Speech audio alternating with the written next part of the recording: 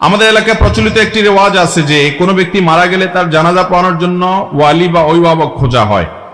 এতে দেখা যায় যে ব্যক্তিকে দিয়ে নামাজ পড়ানো হচ্ছে তার দাড়ি কিংবা সুন্নতি পোশাক না থাকায় সাধারণ মানুষ এটাকে মেনে নিতে পারে না, কিন্তু জানাজাও না করে পারে না। এমন অবস্থা শরীয়তের বিধান কি? ভাইরা আমার, আপনার এলাকাতে যে রেওয়াজ বা প্রচলন যেটাকে আপনি বলছেন, এটা আসলে রেওয়াজ বা প্রচলন নয়, এটাই সুন্নাহ। যে যিনি মারা যাবেন তার অভিভাবক, লাশের অভিভাবক জানাজা পড়ানোর অধিক হকদার হবে। আমরা অনেকে এটা জানি না। আপনার বাবা মারা গেছেন, আপনি বাবার ছেলে, তাহলে ছেলে হিসেবে অন্য যে কারোর চাইতে আপনার বাবার জানাজা পড়ানোর অধিকার আপনার বেশি। এমনকি আপনার মুখে যদি দাঁড়িয়ে নাও থাকে, আপনি জানাজা পড়ানোর পদ্ধতিটা শুধু জানেন, শুদ্ধ করে জানাজা নামাজটা আপনি পড়তে পারেন কোন রকম, তারপরও আপনার ইমামতির হকদার এখানে বেশি, কারণ আপনি এটা ভালো জানেন। কারণ জানাজা সালাতটা মূলত দোয়া, জানাজার নামাজটা মূলত কি ভাই? দোয়া। আমার বাবার জন্য যখন দোয়া হবে তখন আমার নেতৃত্বে দোয়া হওয়াটাই বেশি যুক্তি, কারণ বাবার জন্য আমার যেভাবে দোয়া আসবে আল্লাহর জমিনে আর কারোর সেরকম দোয়া আসার কথা, ইমাম সাহেব বা অন্য আলেমদের সেরকম আন্তরিকতার সাথে দোয়া আসার কথা না। দোয়া তো মূলত ভেতর থেকে আসে, সেটা তো আমার সবচেয়ে বেশি আসবে।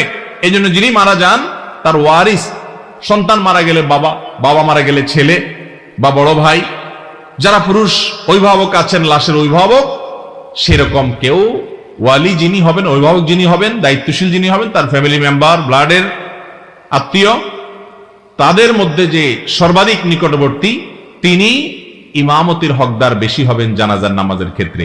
এক্ষেত্রে যদি তার মুখে দাড়ি নাও থাকে, যদি তিনি শার্ট প্যান্টও পরেন, পরিষ্কার, তিনি জানাজার সালাতটা আদায় করতে পারেন সহিভাবে, শুদ্ধভাবে, বাস এটুকু হলেও তার জানাজার ইমামতি করার হক বেশি। তবে হ্যাঁ, যদি কেউ মনে করেন যে না, আমি জানাজার নামাজ ঠিকঠাক মতো পড়াতে পারি কিনা, ভুলভাল হয়ে যাবে, আমার অভ্যাস নাই, আমার ভয় হয়, তাহলে এলাকার ইমাম সাহেবকে তিনি অগ্রাধিকার দিলেন, সেটা তার ব্যাপার, তার অধিকার আছে, তিনি যে কাউকে ইমামতি করার অনুমতি দিতে পারেন, কিন্তু অধিকারটা তার। কিন্তু আমরা অহেতুক ভয় পাই ভাই। জানাজার মতো সহজ কাজ আরেকটা নাই ভাই, খুব সহজ কাজ।